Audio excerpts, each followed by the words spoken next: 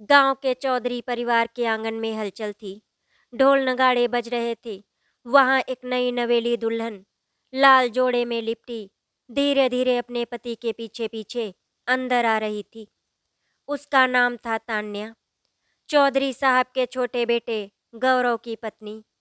तान्या के सामने उसकी जेठानी नीलम खड़ी थी, जो इस घर की बड़ी बहू थी। नीलम भाभी ऊंचे कुल से आई थी। वो पढ़ी लिखी, आधुनिक और आत्मविश्वासी थी। उन्हें अपनी बात कहने की आदत थी और अपनी जगह पर चलने की भी। जब उन्होंने तान्या को देखा, गांव की साधारण शर्मीली और गंवार लड़की, तो उनके चेहरे पर हल्की मुस्कान आई।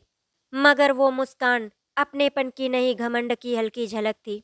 जेठानी बोली, अरे देखो तो जरा, हमारे घर में अब गांव की खुशबू भी आ गई। ये सुन सभी लोग हंस पड़े, पर तान्या बस मुस्कुरा दी। फिर थोड़ी देर बाद वो बोली, भाभी, गांव की खुशबू ही तो मिट्टी को पहचान देती है। उस एक वाक्य ने सबको चुप करा दिया, पर नीलम के दिल में एक चुभन रह गई। ससुराल में तान्या का स्वागत तो हुआ, पर असल जिंदगी का संघर्ष अब शुरू हुआ। नीलम भाभी पूरे घर की मालकिन थी। नौकरों से लेकर रसोई तक सब कुछ उनके आदेश पर चलता था। सास राधिका जी बीमार रहती थी और ससुर मनोहर चौधरी ज्यादातर समय मंदिर या खेतों में रहते थे। इसीलिए घर के सारे फैसले नीलम के ही हाथों में थे। पहले दिन से ही नीलम ने तान्या को नीचा दिखाने की ठान ली। देवरानी जी, सुबह 4 बजे उठना पड़ेगा। खाना बनाना आता भी है या बस ब्याह कर आ गई हो? तान्या हर बात पर जी भाभी कहती, मगर मन ही मन आंसू पी जाती। गौरव उसे समझाता, तान्या भाभी का दिल बुरा नहीं, बस उन्हें सब अपने हिसाब से चाहिए। पर तान्या जानती थी कि नीलम भाभी को उससे डर था कि कहीं उसका महत्व घर में कम ना हो जाए।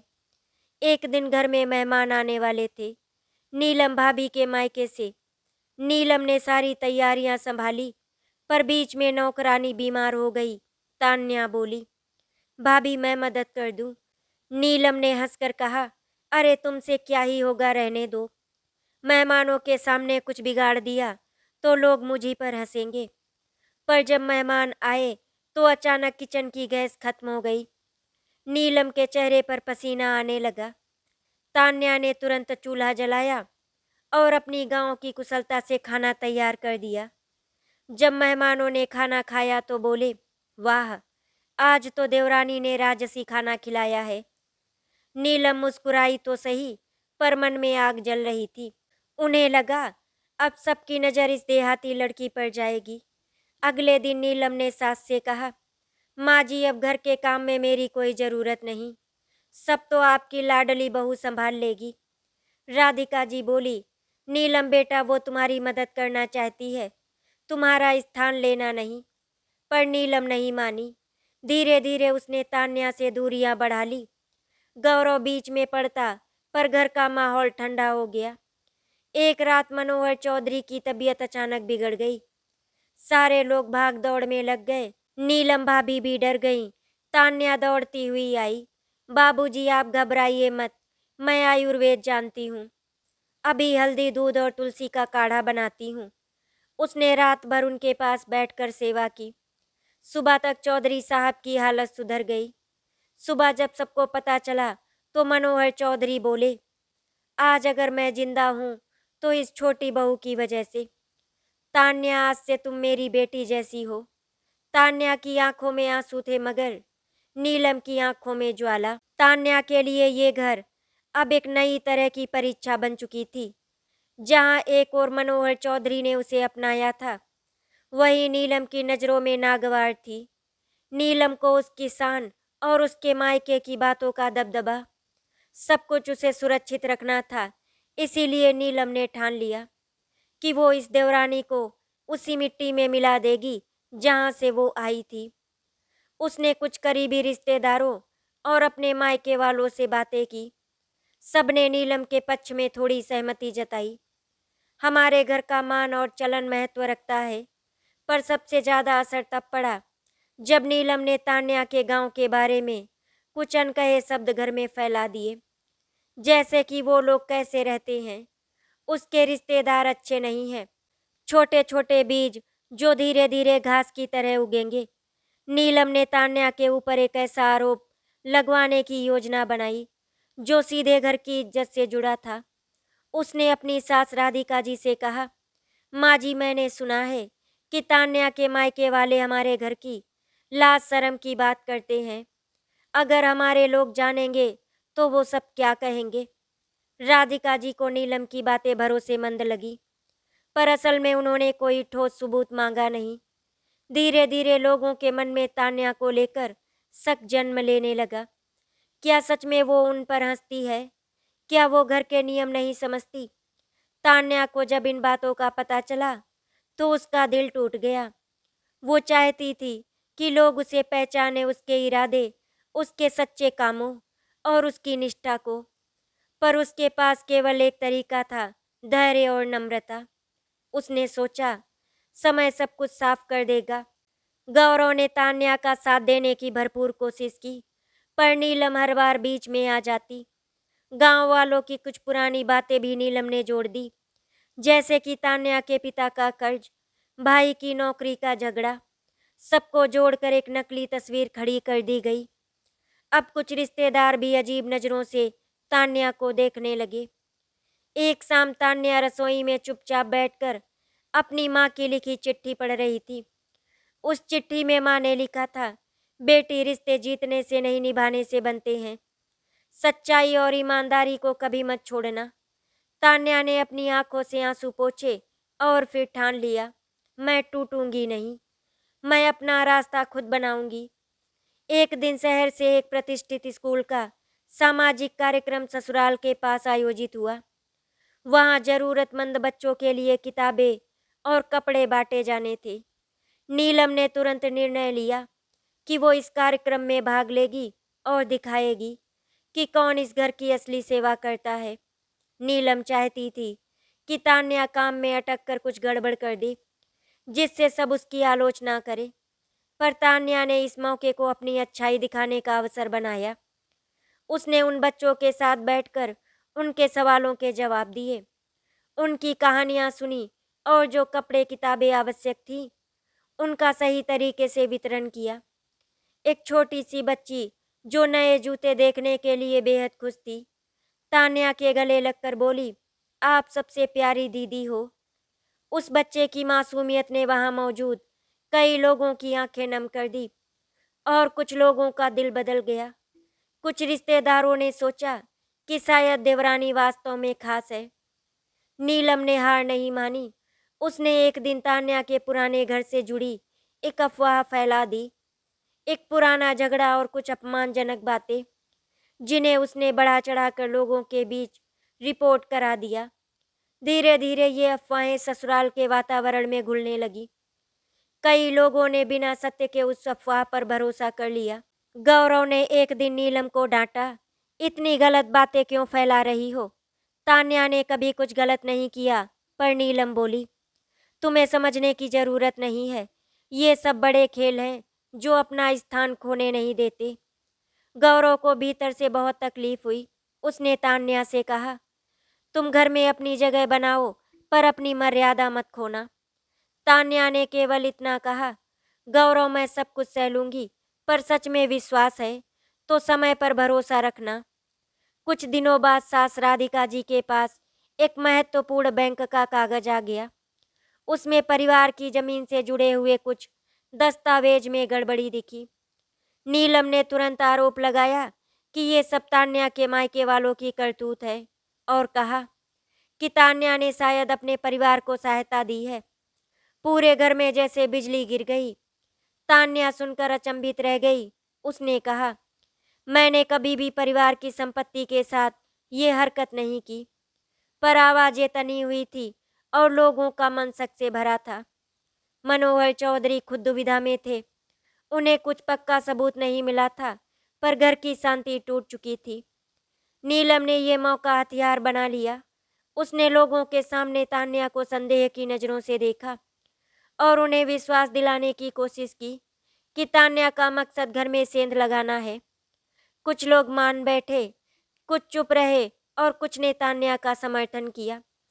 इससे माहौल और जटिल हो गया। रात को तान्या अकेली बगीचे में बैठी थी। उसने अपने अंदर से एक आवाज़ सुनी जो कह रही थी, बेटी तुम्हें अपनी हर बात साबित करनी है, पर बिना बदले। तुम्हारा बदला तुम्हारी मेहनत और सम्मान से होना चाहिए। उसने ठान लिया कि वो दिखावे की लड़ाई नहीं लड़ेगी, बल्कि अपने कर्मों और स्नेह से लोगों के दिल जीत लेगी। अब वो छोटी छोटी बातों में ही शक्ति खोजने लगी। उसने घर के छोटे बच्चों को पढ़ाना शुरू किया, पुराने ग्रंथों की देखभाल की और बुजुर्गों की सेवा करना शुरू किया। धीरे धीरे कुछ लोग उसके असली रूप को महसूस करने लगे। घर में दो तरह की धाराएं बन चुकी थी। एक धारा जो नीलम के अहंकार और जालसाजी की ओर इशारा करती थी, और दूसरी धार जो तान्या के सच्चे कर्मों और कोमल मन की ओर झुक रही थी। मनोहर चौधरी और कुछ बुजुर्गों के मन में अब भी एक जिज्ञासा रही, ये लड़की कितनी सचेत और कितनी धैर्यवान है। तान्या को ससुराल आए हुए लगभग 3 महीने हो चुके थे। धीरे धीरे उसने पूरे घर को समझ लिया था, कौन किससे क्या कहता है और किसके मन में क्या छिपा है। उसकी सादगी और सेवा से मनोहर चौधरी और कुछ रिश्तेदारों का दिल पिघलने लगा। लेकिन नीलम भाभी के भीतर जलन की आग बढ़ती जा रही थी। नीलम सोचती, अगर तान्या यूं ही सबकी पसंद बनती रही तो मेरे मायके की इज्जत, मेरा मान सम्मान सब मिट्टी में मिल जाएगा। वो अब कुछ ऐसा करना चाहती थी जिससे तान्या का नाम हमेशा के लिए मिट जाए। एक ऐसा झूठ जो सच लगे। उस दिन गांव में एक बड़ा आयोजन था। हर साल ये मेला चौधरी परिवार के जिम्मे होता था। इस साल मनोहर चौधरी ने तय किया कि उस आयोजन की देखरेख उनकी दोनों बहुएं मिलकर करेंगी। नीलम मुस्कुराई, ठीक है पिताजी, इस बार सब कुछ बहुत भव्य होगा। फिर तान्या की ओर देखकर बोली, देवरानी जी, अब तुम्हें असली जिम्मेदारी निभानी होगी। देखते हैं तुम्हारी प्रतिभा क्या कर दिखाती है। तान्या ने अंदर से कहा, जी भाभी, हम दोनों मिलकर सब संभाल लेंगे। पर नीलम का इरादा साफ था, मिलकर नहीं, गिरा कर दिखाऊंगी। 3 दिनों तक तान्या ने मेले की तैयारी में अपनी जान लगा दी। उसने बच्चों के लिए नाटक तैयार किया, औरतों के लिए कला प्रदर्शनी लगवाई और किसानों के लिए मुफ्त बीज वितरण की योजना बनाई। उसकी सोच थी कि सेवा में ही सम्मान है। लोग उससे प्रभावित होने लगे। नीलम बस मुस्कुराकर सब देखती रही, क्योंकि उसे पता था कि वो कौन सी चाल चल चुकी है। मेले के दिन हजारों लोग जुटे हुए थे। मनोहर चौधरी मंच पर बैठे थे और उनकी दोनों बहुएं मेहमानों का स्वागत कर रही थी। कार्यक्रम का पहला चरण सफल रहा। फिर नीलम बोली, अब हम बच्चों के पुरस्कार वितरण का कार्यक्रम शुरू करते हैं। पर जैसे ही तान्या पुरस्कार बांटने गई, तभी कुछ लोग मंच के नीचे चिल्लाने लगे, अरे ये तो वही है जिसने पैसे अपने नाम कर लिए। ये धोखेबाज है। तान्या सन्न रह गई। भीड़ में कुछ स्थानीय लोग चिल्ला रहे थे कि पुरस्कारों के लिए भेजी गई राशि से कुछ पैसे कम आए हैं और नाम तान्या का लिखा है। लोग फुसफुसाने लगे, कैमरे घूमने लगे। सबकी निगाहें तान्या पर टिक गईं। नीलम ने झूठी हैरानी जताते हुए कहा, हे भगवान, ये क्या हो रहा है? हमारी देवरानी ऐसा कर सकती है क्या? पर उसकी आंखों में अजीब सी संतुष्टि झलक रही थी। सबके सामने तान्या पर आरोप लग गया कि उसने सरकारी अनुदान की रकम से 5,000 रुपए अपने खाते में ट्रांसफर करवाए हैं। हालांकि असलियत ये थी कि नीलम ने अपनी नकली रसीद बनवाकर उसका नाम डाल दिया था। मनोहर चौधरी को विश्वास नहीं हुआ, पर भीड़ और कागज दोनों उस समय उनके सामने थे। उन्होंने कहा, तान्या बहू, अगर ये सच नहीं है तो साबित करो। तान्या का गला भराया। उसने कहा, बाबूजी, मैंने कभी एक पैसा भी गलत जगह नहीं लगाया, पर मैं जानती हूँ सच्चाई को साबित करने में वक्त लगता है। नीलम बीच में बोली, तान्या, ये सब नाटक मत करो, सबूत तो तुम्हारे नाम पर है। इज्जत की बात है। अब घर की बहू पर उंगली उठी है। तान्या की आंखों से आंसू गिरने लगे। उसे लगा मानो जमीन उसके नीचे से खिसक गई। रात को घर लौटने पर सन्नाटा था। तान्या के कमरे का दरवाजा बंद था। गौरव अंदर आया तो देखा एक पूजा के दीपक के सामने बैठी थी। दोनों हाथ जोड़कर बस यही कह रही थी, भगवान अगर मैं सच में निर्दोष हूँ तो मेरी सच्चाई को उजागर करना। मैं किसी को दोष नहीं दूंगी, बस न्याय चाहिए। गौरव ने उसे दिलासा दिया, तान्या मैं सब पता लगाऊंगा।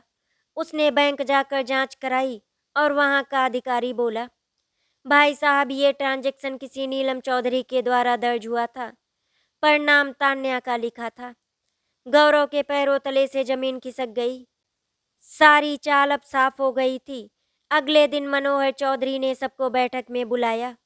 उन्होंने बैंक के रिकॉर्ड मंगवाए और फिर धीरे से बोले, माफ करना आप सब हमें, ये सब तान्या बहू ने नहीं, नीलम बहू ने किया है।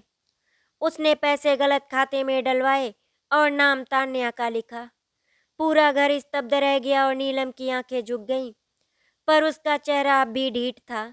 राधिका जी बोली, नीलम बहू तुमने ऐसा क्यों किया?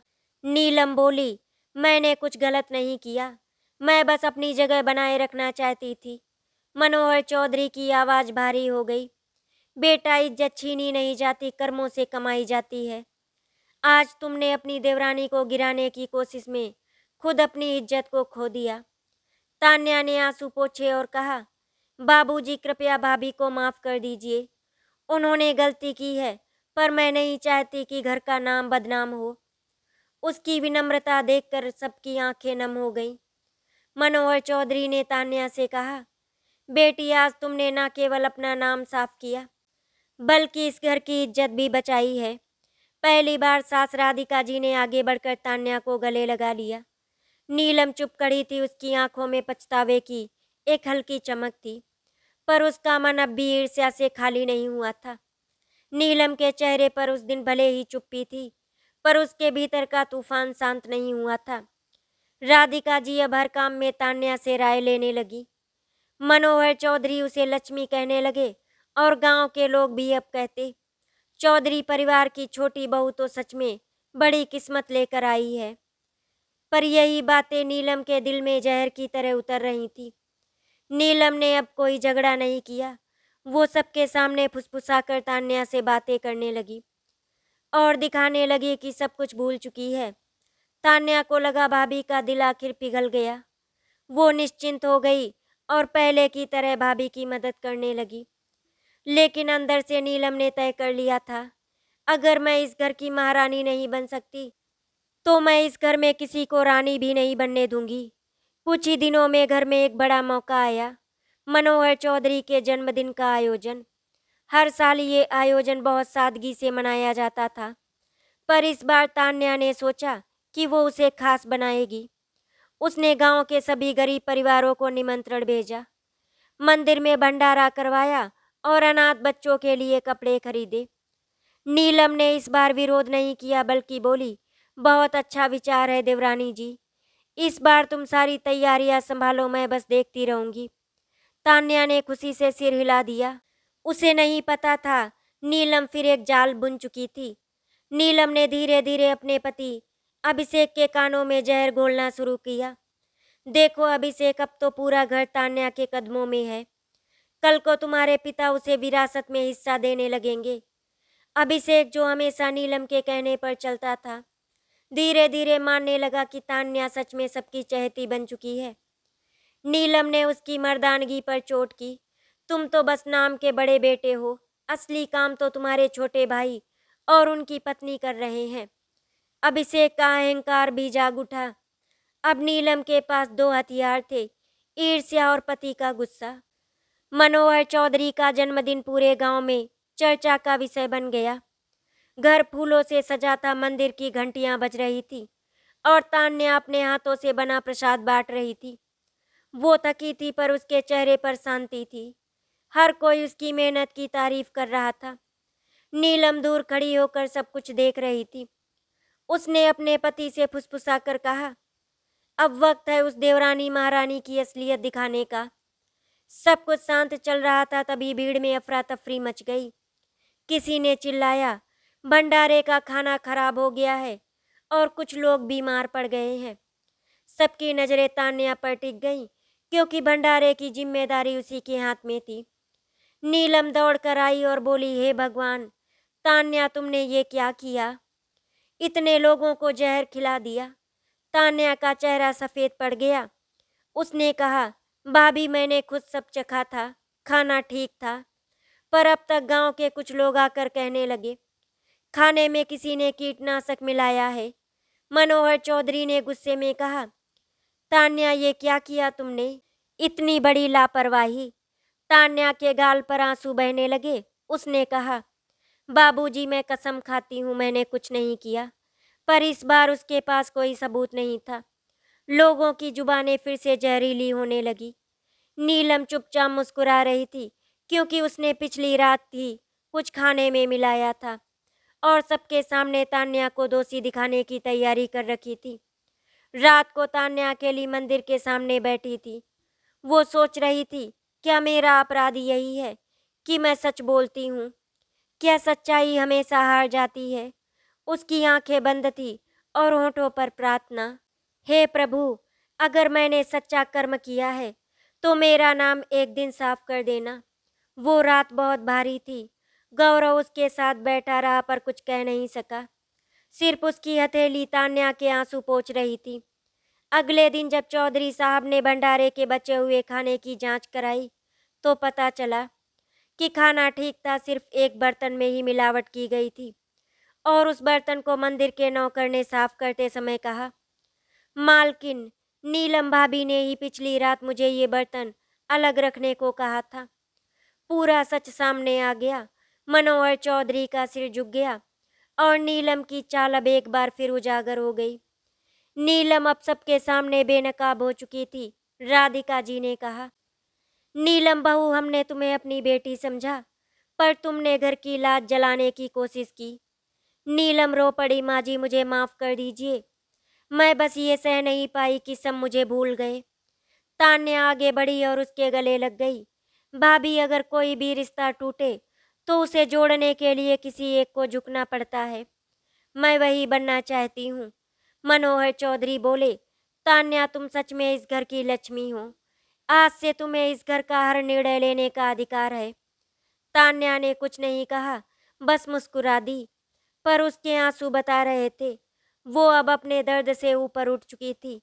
नीलम उसके चरणों में सिर झुकाकर बोली, तान्या मैंने तुम्हारा बहुत दिल दुखाया, पर तुमने हर बार मुझे माफ कर दिया। शायद यही तुम्हें सच्ची महारानी बनाता है। तान्या ने उसका हाथ थामा और बोली, भाभी, जो अपने दिल में नफरत नहीं रखता वही सच्चा विजेता होता है। घर में फिर से शांति लौट आई, पर तान्या की विनम्रता अब उसकी शक्ति बन चुकी थी। नीलम की साजिशें अब खत्म हो चुकी थी, पर इस बार सबके दिलों में एक गहरा सम्मान बस गया था। तान्या अब सिर्फ छोटी बहू नहीं थी, वो अब उस घर की आत्मा बन गई थी जिसने रिश्तों को फिर से जोड़ा था। मनोहर चौधरी ने घोषणा की, अब से घर के सभी सामाजिक कार्यों की जिम्मेदारी तान्या संभालेगी। ये सुनकर तान्या हैरान रह गई। वो बोली, बाबूजी, मैं तो बस एक साधारण औरत हूँ, मुझे इन बड़े कामों का अनुभव नहीं। पर चौधरी साहब बोले, बेटी, अनुभव किताबों से नहीं इरादों से आता है। तुम्हारे पास सच्चाई है, वही सबसे बड़ी ताकत है। गांव के बाहर एक झुग्गी बस्ती थी जहां मजदूरों के बच्चे बिना स्कूल बिना किताबों के बड़े हो रहे थे। तान्या हर दिन मंदिर जाते समय उन्हें देखती थी। उनकी फटी किताबें, नंगे पैर और मासूम आंखें उसे भीतर तक हिला देती। एक दिन उसने चौधरी साहब से कहा, बाबूजी, अगर आप अनुमति दें तो मैं गांव में एक निशुल्क पाठशाला खोलना चाहती हूँ। मनोहर चौधरी मुस्कुराए, बेटी, जिस दिल में सेवा की भावना हो वहाँ मंजूरी की जरूरत नहीं होती, वहाँ आशीर्वाद अपने आप उतर आता है।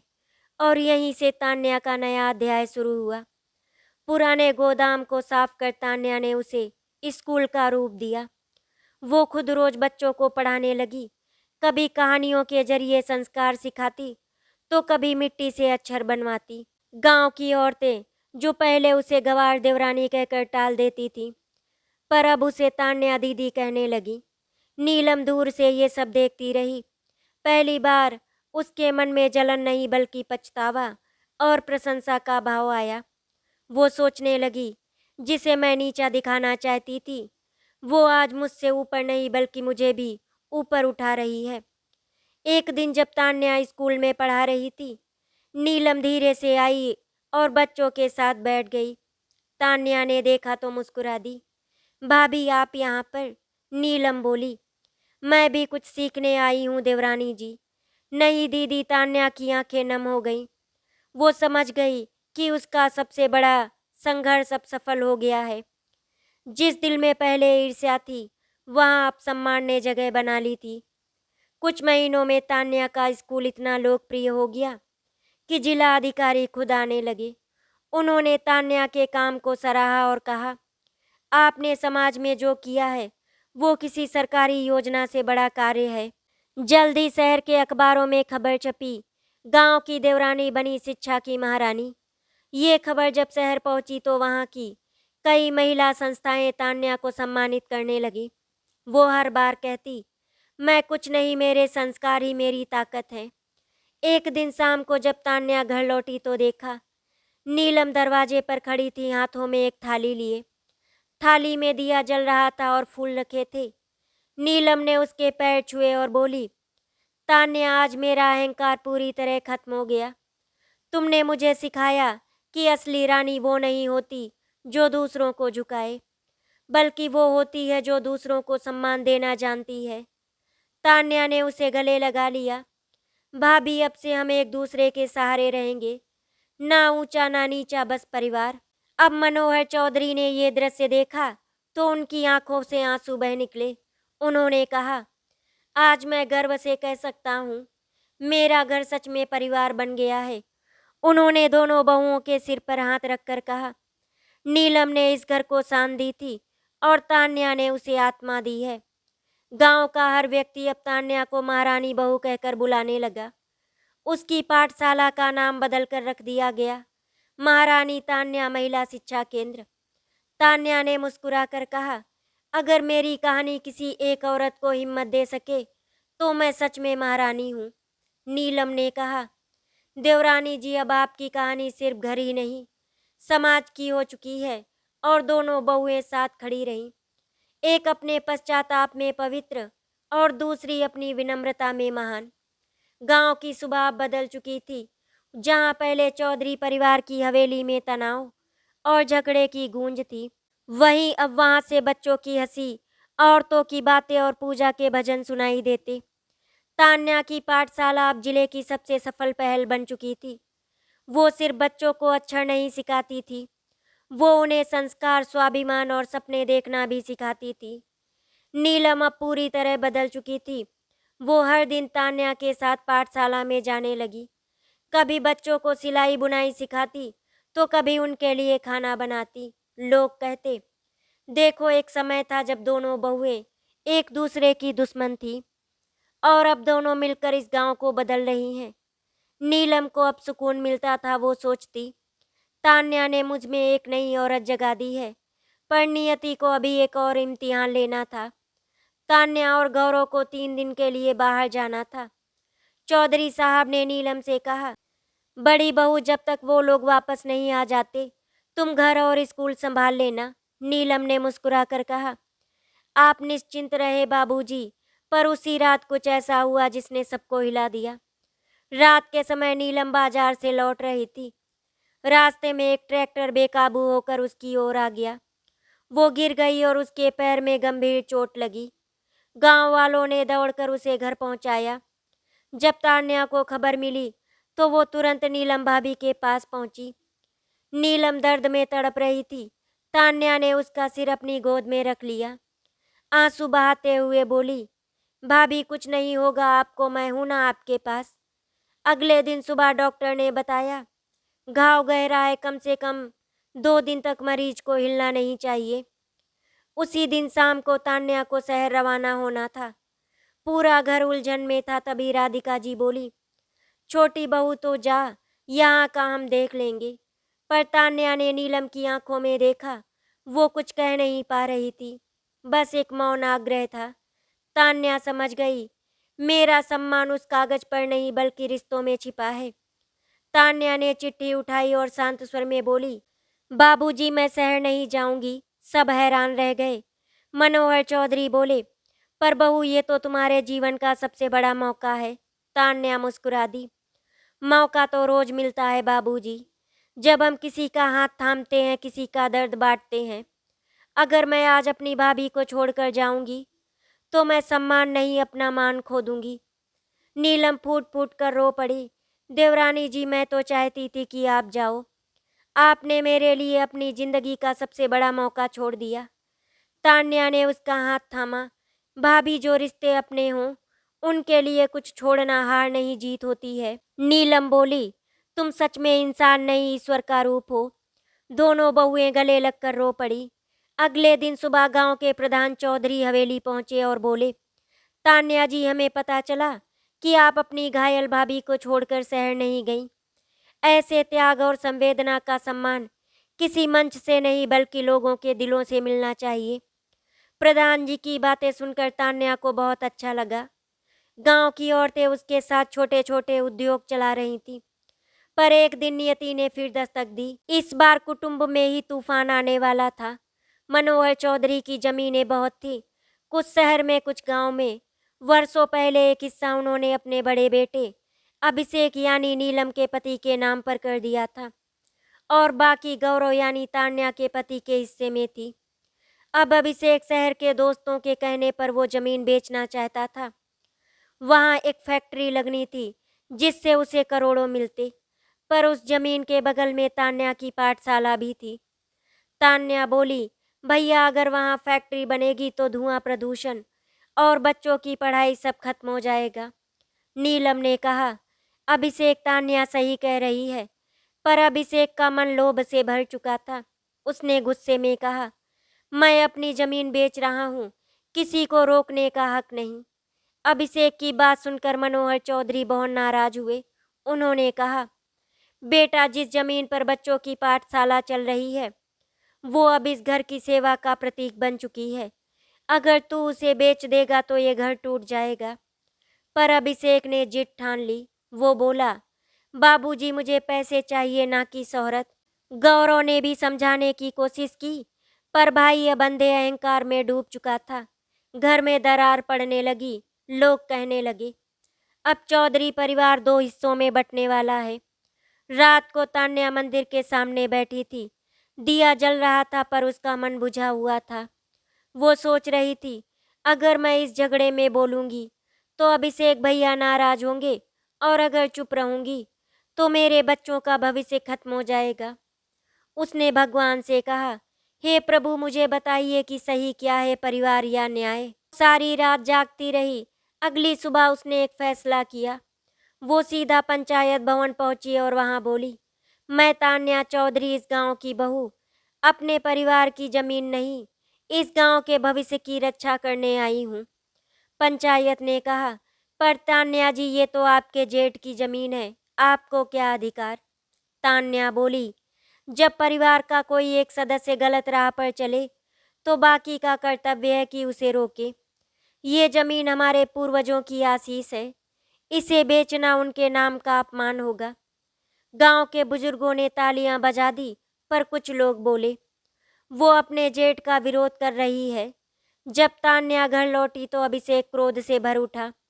तुम कौन होती हो पंचायत में जाकर मेरे खिलाफ बोलने वाली? उसने दीवार पर हाथ पटका। आज तुमने मेरी इज्जत मिट्टी में मिला दी।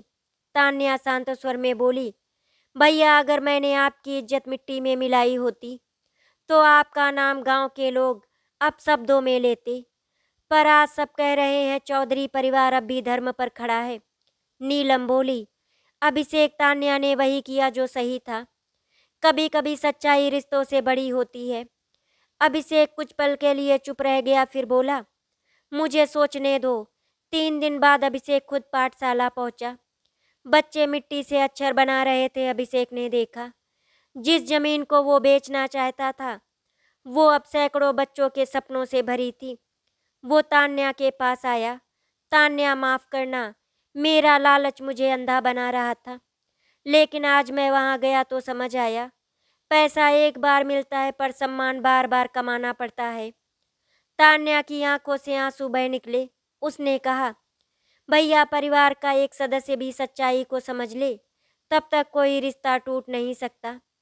रात को चौधरी साहब ने सबको आंगन में बुलाया और बोले, आज मुझे गर्व है कि मेरे बच्चों ने धन नहीं धर्म चुना।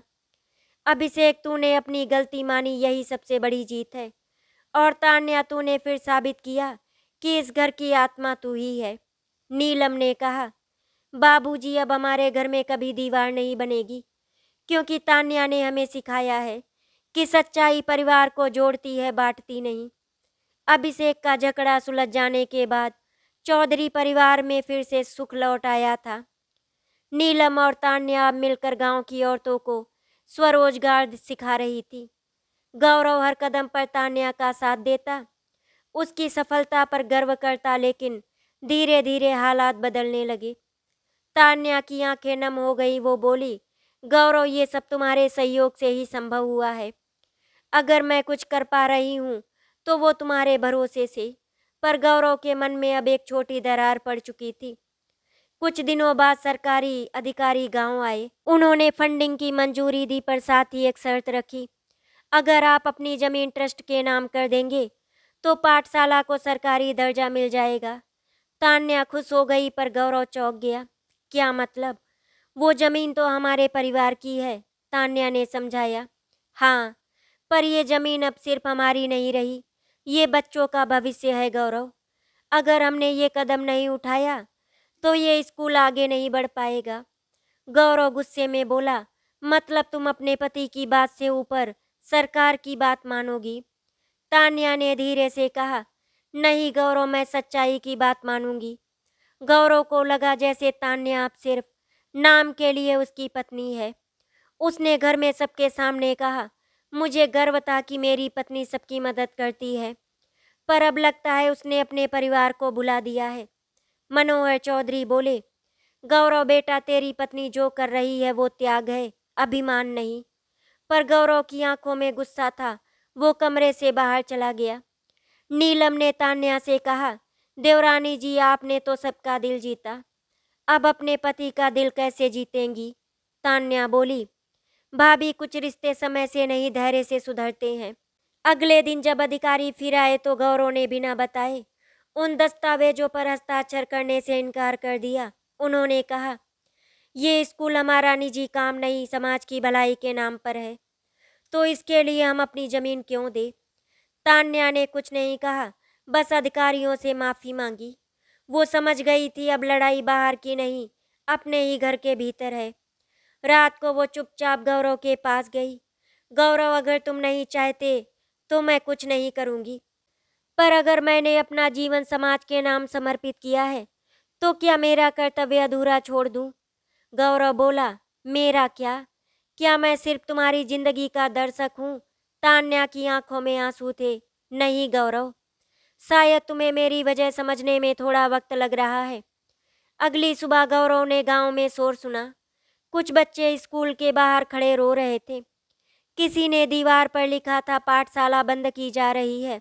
गौरव ने देखा, वो बच्चे वही थे जिनके चेहरे तान्या रोज चमका देती थी।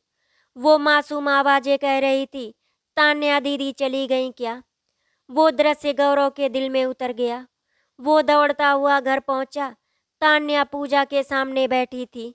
वो बोला, तान्या, दस्तावेज लाओ, आज मैं खुद हस्ताक्षर करूंगा। तान्या ने सिर उठाकर देखा।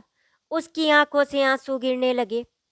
कुछ समय के बाद सूरज डूब रहा था, हल्की हवा चल रही थी।